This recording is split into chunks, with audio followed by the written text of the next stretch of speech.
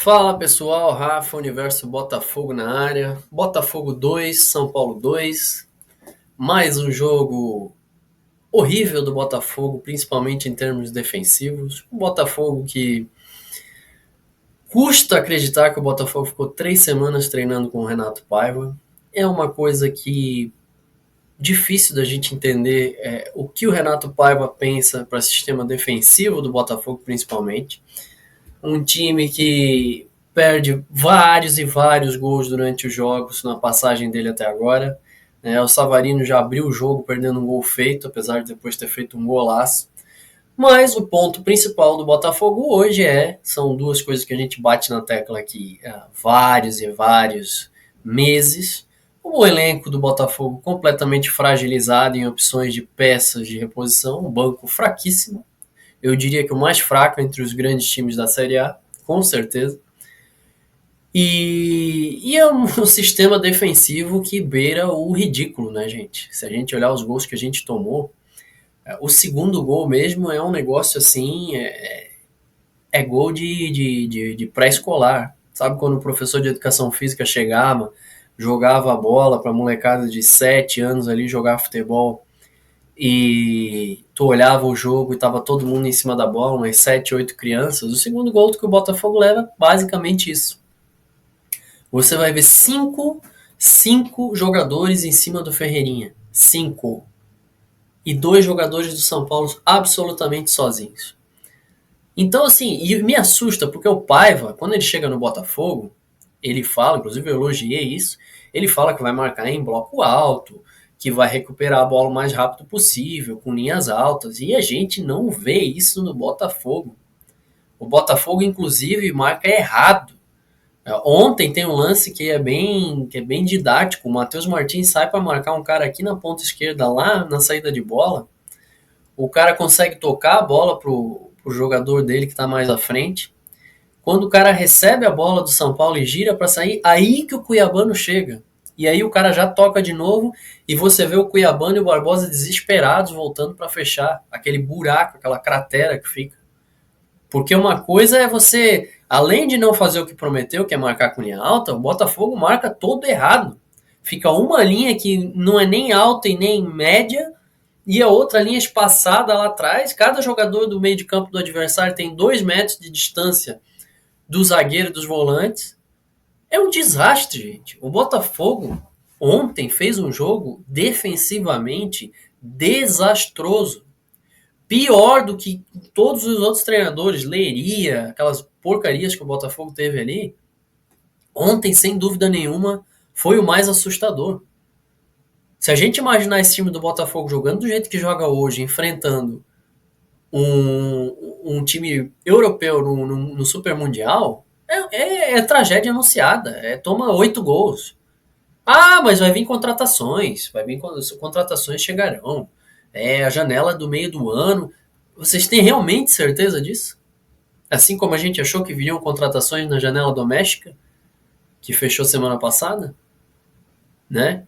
E assim, como a gente quer ter a ambição de ganhar alguma coisa, de chegar em algum lugar novamente que nos dê alegria, tendo a solução dos nossos problemas no banco de reservas, o Patrick de Paulo, que inclusive ontem entrou e mudou o jogo um pouco, ainda fez o Botafogo melhorar, mas que as pessoas precisam de uma vez por todas entender que é fraquíssimo. Se você depender do Patrick de Paula para mudar jogo para você em várias outras partidas que a gente vai fazer esse ano, o resultado ele é muito simples de imaginar. A gente terá um Botafogo, como a gente vem falando em várias lives aqui. Eu falo, o Carlos fala, as outras lives que a gente participa, o André, o Gui, todo mundo, que o Botafogo vai sim ficar no meio de tabela. Hoje o elenco do Botafogo é elenco para 10º lugar, 12º lugar. O banco do Botafogo é banco de Z4, isso eu não tenho a menor dúvida. Mas tem gente que gosta de se iludir. Tem gente que fica falando que tá de olho. Ah, porque eu tô de olho, os agentes do caos. Cadê, cara pálida? Cadê? Estão tudo sumido agora. Tudo sumido, porque a gente fica aqui dando a cara para falar o óbvio. Toda a vida aqui se expondo para falar o óbvio com a galera que gosta de viver em Nárnia. E agora tá todo mundo escondido, né? Porque os agentes do caos, né, como eles gostam de tratar, estão falando o básico, que não tem planejamento, que o elenco é fraco, que o time é mal treinado. E o pior, que o seu dono agora tá, sabe-se lá onde, porque o seu John Textor tá sumido, né? Ninguém mais vê, ninguém mais sabe. A última declaração dele ainda é uma aberração, que é falar que ele vai enfrentar um time pequeno e fraco de Paris no Mundial. Que se pegar o time dele hoje, enfia uma sacolada de gols. Mas tem gente que acha normal, bonito, bate palma, né? Ele coloca o Botafogo como exemplo numa situação do rival que é do Lyon, que nem o Lyon tem capacidade hoje para enfrentar o PSG, mas tem gente que acha bonito e bate palma e acha que tá tudo legal. E eu falo aqui com toda certeza, porque para uma pessoa que tem um mínimo de noção, o Botafogo, com o que ele tem hoje, ele não chega a lugar nenhum. Nenhum. A gente tem um elenco, um time titular, que teoricamente era para ser um time forte, mas é um time que não está jogando nada, porque tem um treinador que até agora não conseguiu fazer absolutamente nada, treinador esse que eu cheguei a elogiar na primeira partida com o Palmeiras, cheguei a falar em alguns outros vídeos que sim, a gente começou a ter um padrão de jogo, mas a coisa tá desandando de uma maneira inacreditável. E daí você vai ver o discurso dele na coletiva e já começa a falar de arbitragem. Outra coisa, não me venham falar de arbitragem, gente. Tá? A arbitragem, eu vou falar todo dia até o final do ano. Todos os clubes da Série A e da Série B foram unânimes em apoiar o seu Edinaldo. O próprio John Textor, que tem um processo rolando do Edinaldo contra ele, por o que ele falou, aquela questão toda do Palmeiras, que a gente, dentro da raiz do tema, a gente apoiou aqui sempre, que é a corrupção que tem no futebol brasileiro sabidamente, tá aí o Bruno Henrique agora, mais um jogador envolvido. E o só John Textor vai lá e muda, um troco de nada, fala que a gestão do Edinaldo é excelente. Então, assim, eu quero que se foda a arbitragem.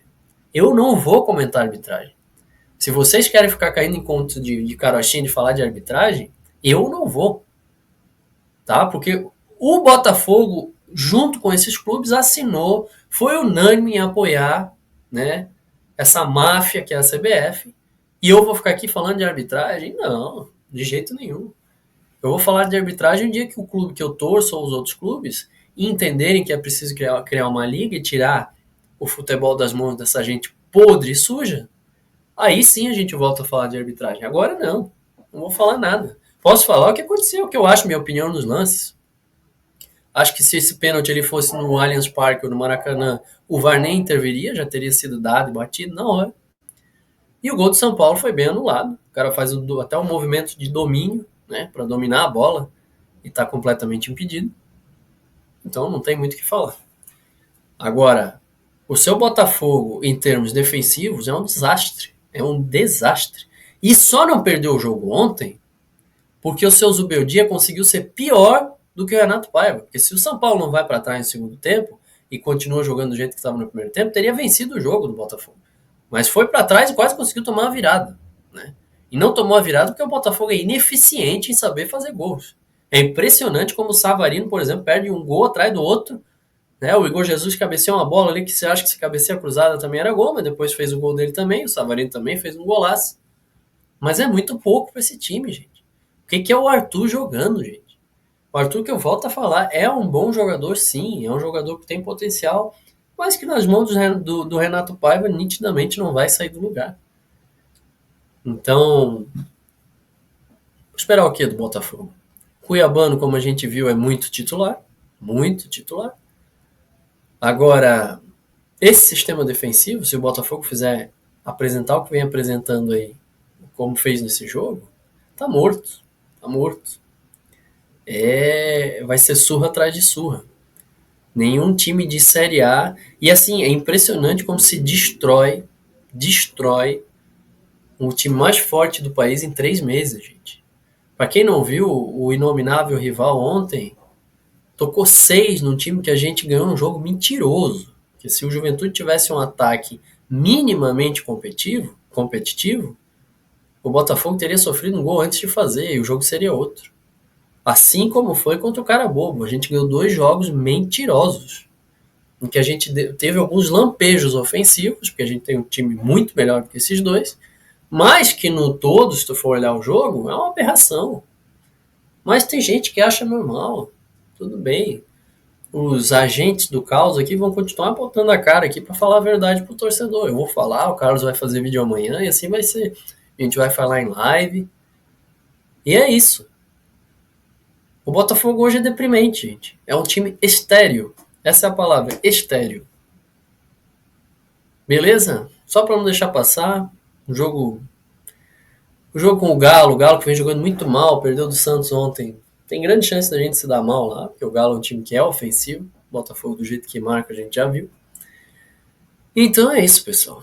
Que a gente tenha uma boa sorte e a única salvação é que talvez o Renato Paiva ou ele melhore muito ou ele realmente saia do Botafogo.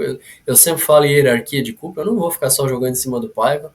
Para mim tem responsabilidade de jogadores ali que são campeões de tudo, que tem que chamar a responsabilidade, bater no peito e também se mostrar um pouco mais.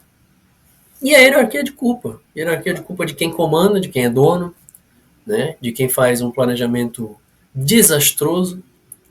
E tá aí, a gente tá pagando a conta. Então, é isso.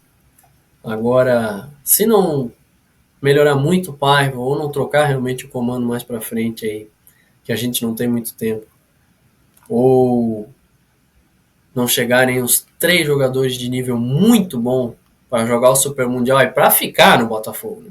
Porque essa conversinha de vir jogador só pro Super Mundial, isso aí pra mim é uma imbecilidade que nem me interessa. Né? Pra jogar 3 jogos, depois sair do Botafogo, o que serve isso? Pra nada. Né? Só pra bagunçar mais ainda. Então é isso, gente. A coisa tá feia. Eu tenho pra dizer isso, a coisa tá bem feia. Um abraço para todo mundo. Inscrevam-se aí no Universo Botafogo, quem não conhece. A gente deve fazer uma live domingo. E é isso. Vamos pra frente, vamos devagar e sempre e torcer para que as coisas melhorem. Bom dia, gente.